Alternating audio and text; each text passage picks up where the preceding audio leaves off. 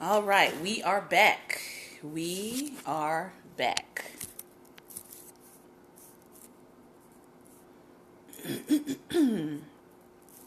Thank you all for coming back in.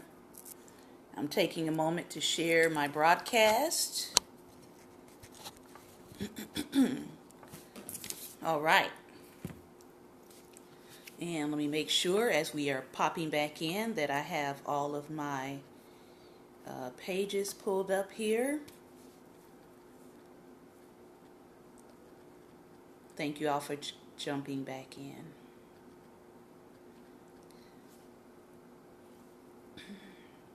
Thank you for inviting your followers as well.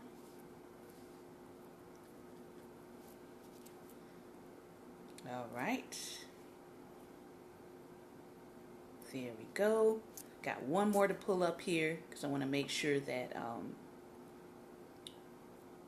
we have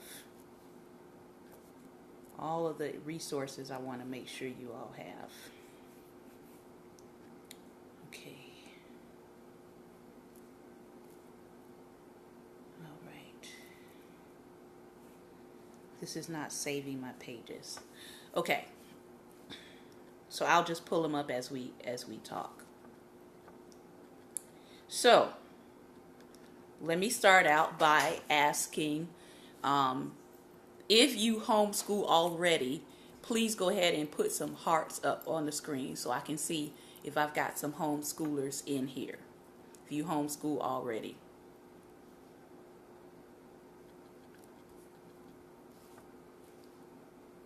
If you homeschool already.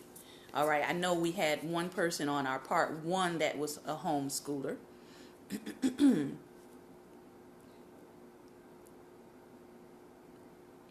Okay, so let me start out by saying this. This is part 2 of Daring Dialogues. I am your host, Shantae Charles. This segment is specifically going to talk about education and what is happening in education. I will tell you from my own perspective. I'll just give you a little bit of my background. I graduated with a degree in education in 2000, and I taught. My experience includes public school, private school, non-Christian, Christian private school, and alternative school. And that was the last school that I taught at as an educator before moving away. And I worked as a substitute teacher in the state of Virginia, and also as a teacher's assistant in the state of Virginia. So that is kind of my background and experience up to almost 16 years working in education. I've never worked as an administrator, but I have worked on curriculum. I've helped to create curriculum for schools to make sure that it meets the state standards. And make sure that it meets the practices. I also have my own tutoring business where I tutor privately, and I tutor K through 12, specifically English, history, reading, math remediation. My specialty also is working with children with special needs. That was the field that I started in after I got out of college. So I have a really, really big heart for children with special needs. I also, God has really gifted me to help children with special needs to be able to break through mental barriers so that they can exceed in school. And so my results have been, helping, children increase their reading levels and their math levels by 2 to 3 grade levels within a school year. Let's see. So yeah, that my teaching experience is very varied because of the route that I chose to go, because I chose not just to work in public school, but also in private school. So I was able to get a little bit more experience, I would say, than your elementary teacher or your middle school teacher who may be just relegated to certain subject matter, right? I was able to teach in all subjects at several of the schools that I taught in. I also taught art because that is my main background, is art education. All right. So that being said, I've seen a lot in the education field. I have seen how administrators and counselors handle students, and I have not been very pleased at all. And because of that, that is one of the reasons why I tell people, having worked in the sector, that if you can homeschool your children, I would highly recommend that you homeschool your children. I've counseled, I also do counseling for parents who are looking at alternative education options for their children, but that's private consulting. And there's two groups of parents that I try to tell them this advice. And the reason why is because most of public school, if you've been through, anybody who has a degree in education can confirm what I'm saying. If you've been through public school, you know, and you've been through the teaching and the practice behind it, right? You will know and understand that public school education, for the most part, is what they call normative education. It's normalizing education. In other words, public school education is geared toward the average learner. And I'm not saying that to be funny. I'm just telling you that's what it is, okay? Public school is geared toward the average student, the average learner. Public school is not intended for highly gifted students. That's why they have a whole thing called the gifted program. That's why. Because normal public school is geared toward the average learner. We're talking about the BC student. Okay?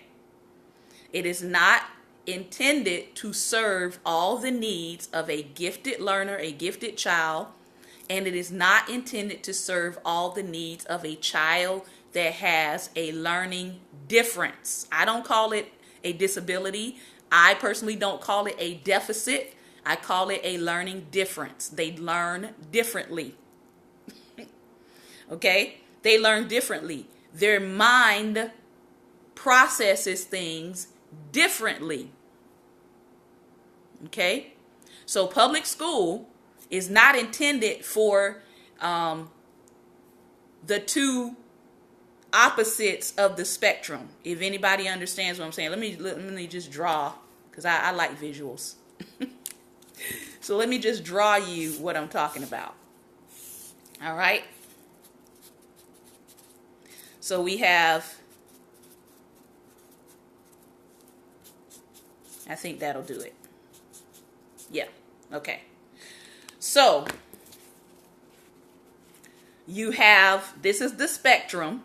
You have the gifted, you have the norm, and then you have what many people call special education, right? Public school is for the norm.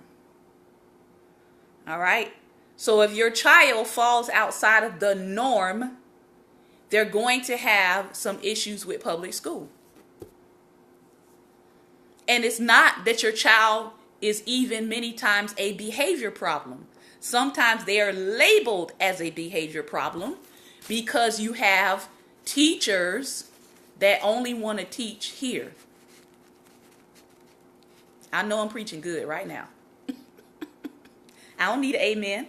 I don't need an amen. You have teachers who are, some of them are only trained to handle the norm. I found out when I came to Virginia, that the teachers in Virginia are not required to take any special education courses as a part of their coursework to get their education degree. That was shocking for me, because in Florida, it is a requirement. You don't get a degree in education in Florida. I don't care what subject matter you're teaching. You don't get a degree in education in Florida unless you have coursework, college coursework in special education, in teaching children outside of the norm. That's a part of your required coursework.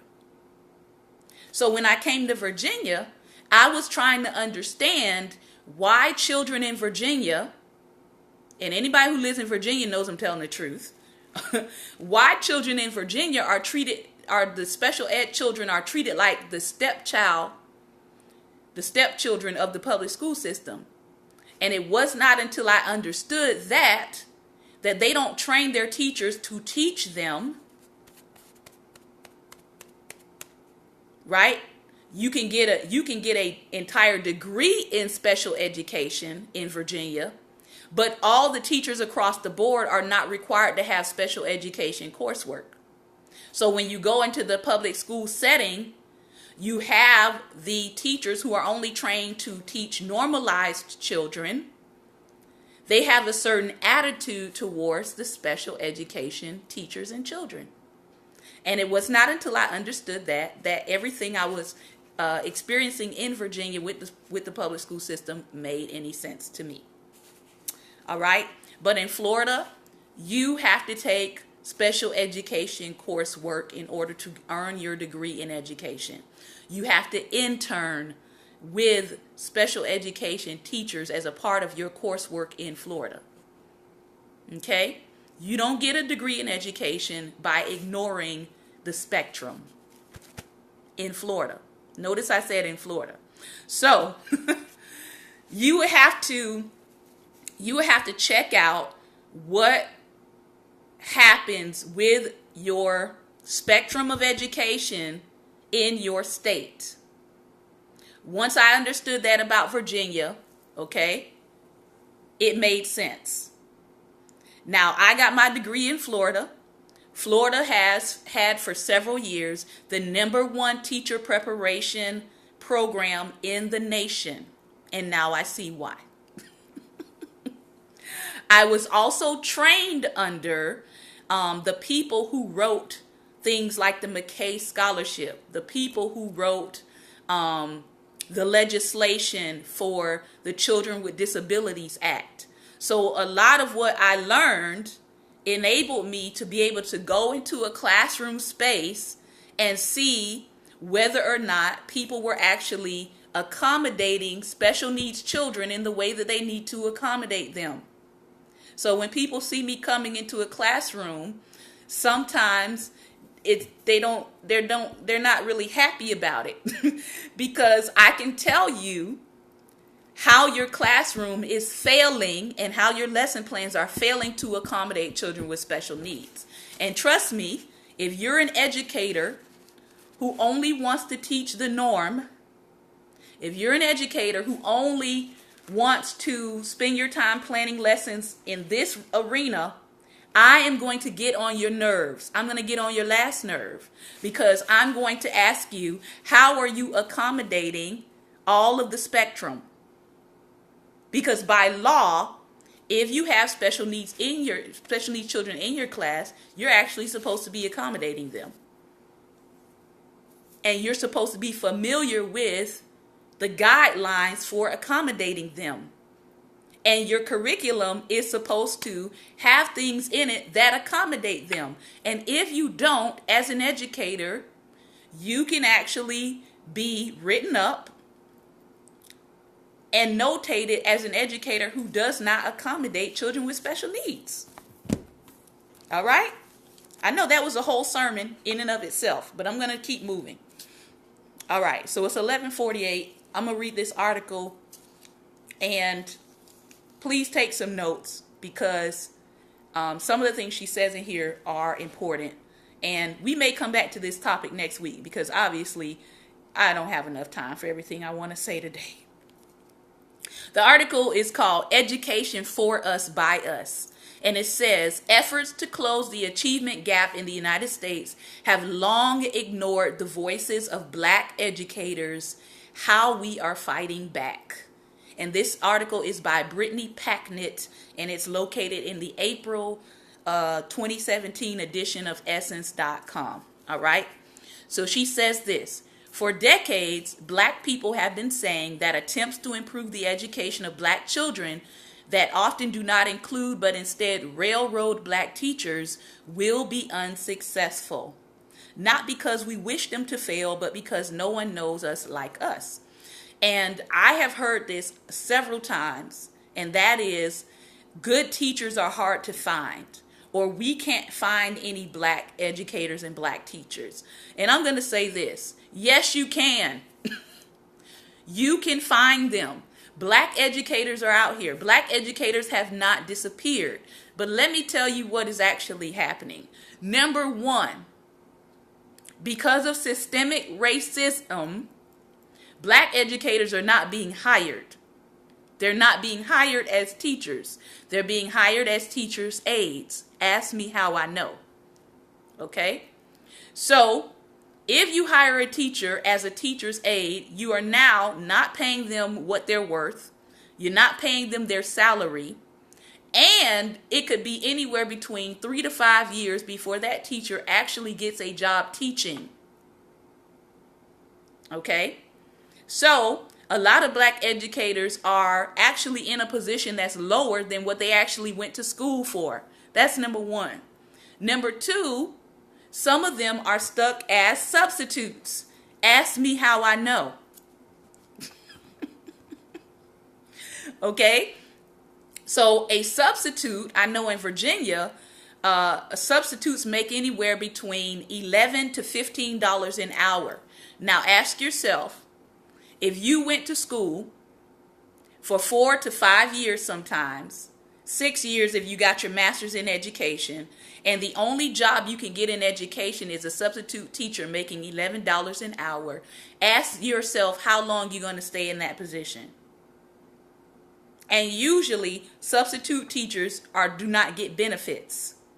They don't get insurance. Okay? So the question is not, is there a shortage of black teachers? The question is, where are the black teachers being put into the sunken place? Why are the black teachers in the sunken place? That's what you need to ask. Okay? I'm going to keep going. We can tell you that an emphasis on skills alone is insufficient for black children. We know from centuries of work in our communities that affirming children is just as important as preparing them academically. We can tell you that building their consciousness about the world around them is essential to their futures. We can tell you that the trick is not to make black children more like their white peers, but instead honor their cultures and traditions that they bring to the classroom and teach them, as educator Marva Collins taught us: trust yourself, think for yourself, speak for yourself, be yourself.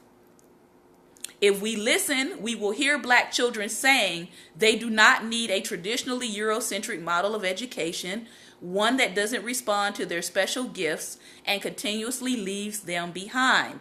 We must act on a shared belief that black children are brilliant and should not finish last in reading and math scores, as we've seen in many parts of the country.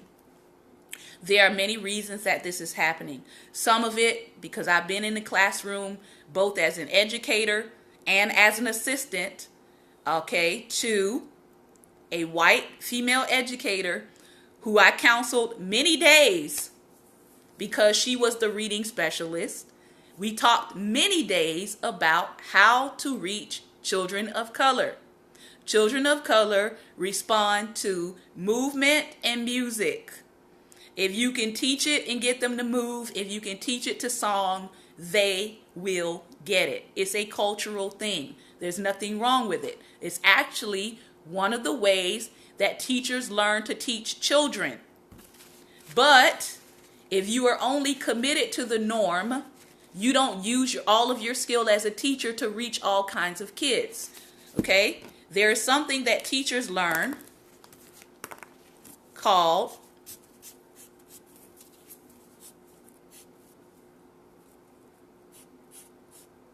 All right. There's something that teachers learn called VATK. If you are an educator, you should know what this means. It means visual, auditory, tactile, and kinesthetic.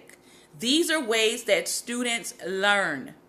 And the more of them that you engage in your teaching process, the better a child will learn and retain the information that you give. Some students are visual, some students are auditory, some students are tactile. That means they have to touch it and put their hands on it. And some students are kinesthetic. That means they have to get up and move around. As a teacher, you're supposed to be employing all four of these in your curriculum and your lesson plans, so that you are catching every kind of learner. This is not just for public school. This is in college. This is higher ed. This is all kinds of education uses these practices and principles. So if you have a classroom of students who culturally gravitate more toward tactile and kinesthetic, and you're a teacher that likes to show slides all the time, or you're a teacher that only likes to give lectures, you're going to lose those students because they gravitate to tactile and kinesthetic. It's that simple. It's not rocket science. Okay?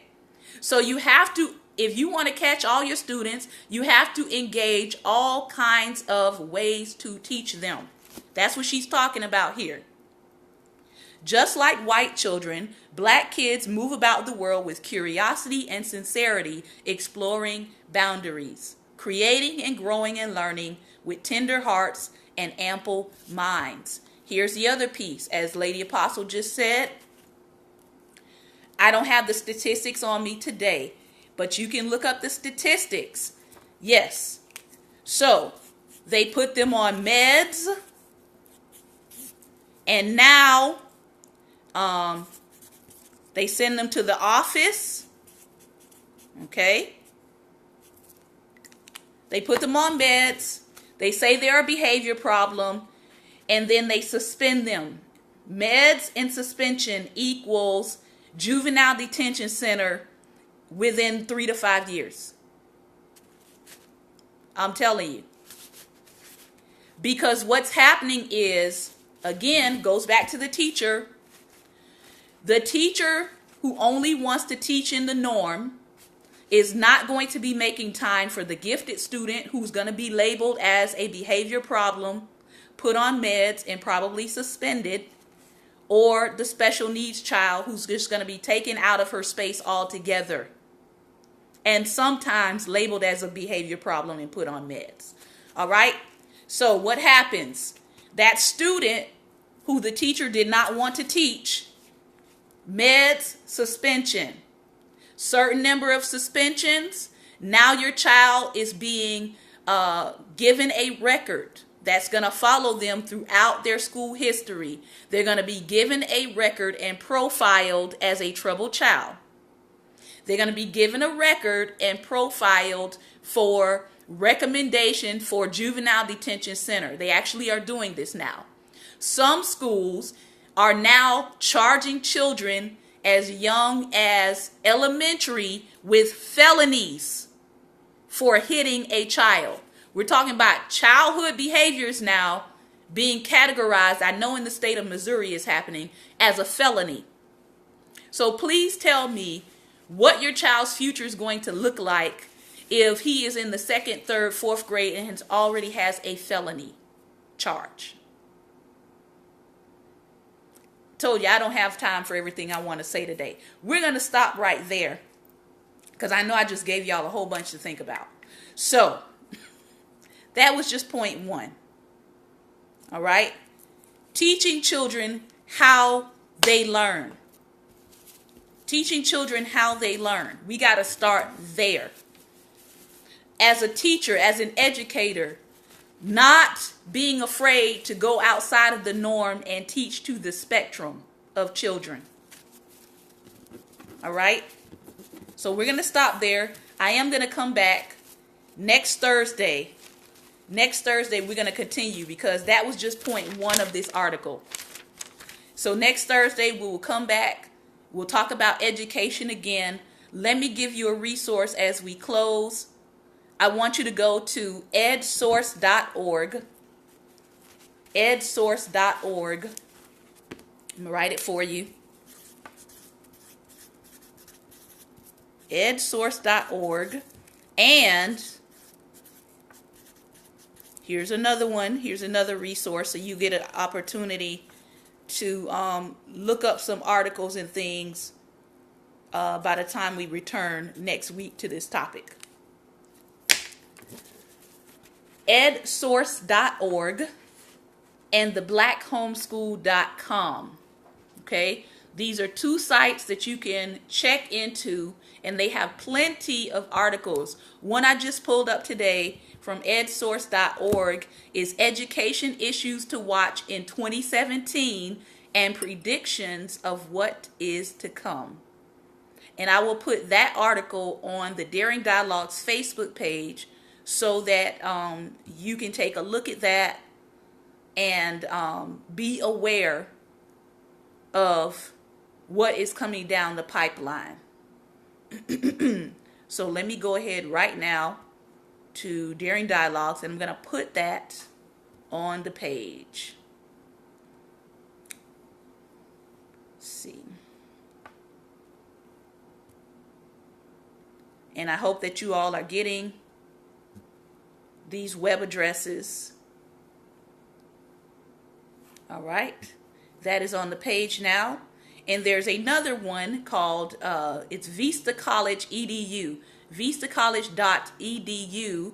And this is 5 legal changes that will impact education in 2017 because of the major administrative change. So there's things like change in income tax reporting for financial aid.